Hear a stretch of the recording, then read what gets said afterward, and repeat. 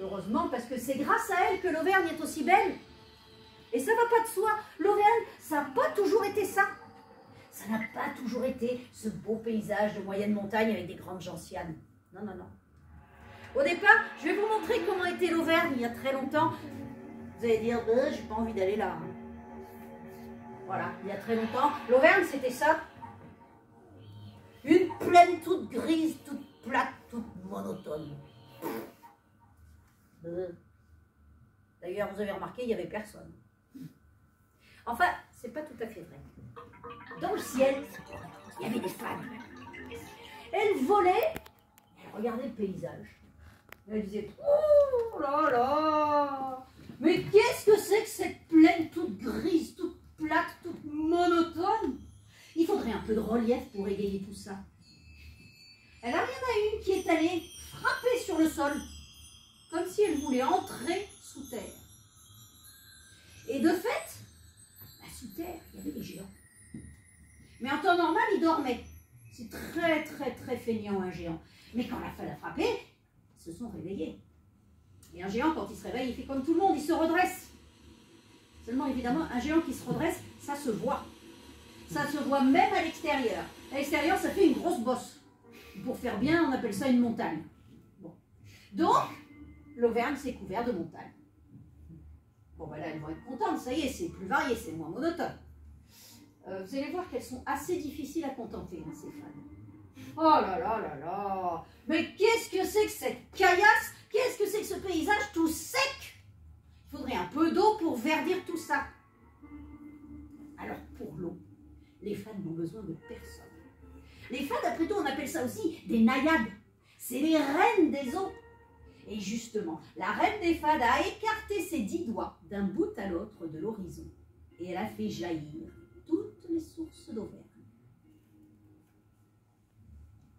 C'est comme ça que l'Auvergne s'est couverte de torrents, de rivières, de lacs.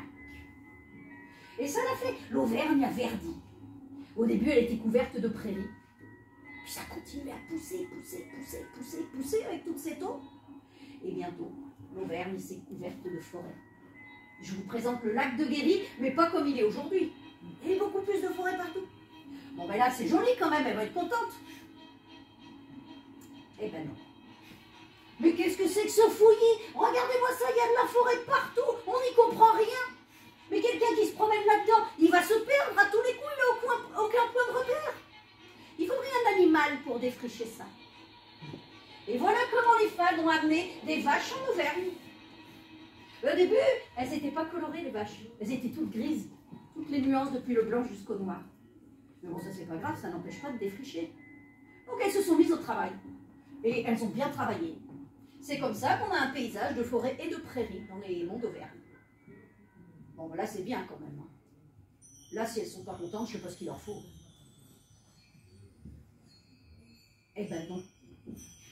Oh là là, mais qu'est-ce que c'est que ces vaches toutes grises dans un paysage aussi coloré? Ça va pas du tout, voyons. Il faudrait des animaux en harmonie avec le reste du paysage. Des animaux aux couleurs vives. Bon. Alors pour ça, comment elles allaient faire? Ben, elles ont décidé de déléguer encore une fois. Elles sont allées trouver les géants. Elles leur ont dit, tu vas chercher les vaches. Et tu les emmènes prendre un bain de lave. Et oui, à cette époque, les volcans étaient actifs en Auvergne.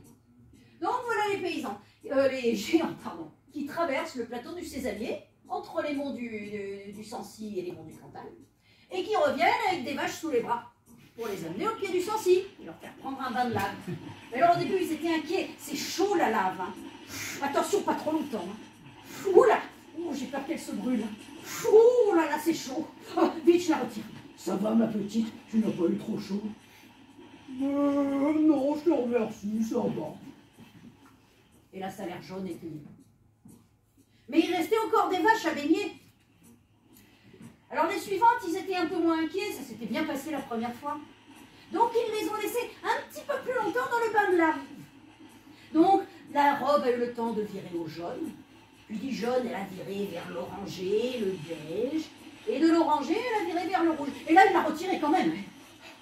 Ça va, ma petite, tu n'as pas eu trop chaud? Non, ça va, je te remercie. Et la salaire rouge était née. Mais il restait encore des vaches à baigner. Vous vous rendez compte, tout ça, ça fait du boulot. C'était crevé, les géants. Ils en avaient assez. Alors les dernières, ils ont beaucoup moins surveillé. Et donc la robe a eu le temps de virer au jaune. Du jaune, elle a viré au rouge. Puis ils ne venaient toujours pas les chercher. Alors le rouge est devenu de plus en plus soutenu, de plus en plus sombre. Bientôt on avait un rouge franchement acajou. Après ça, il était carrément lit de vin. Et les géants ne venaient toujours pas.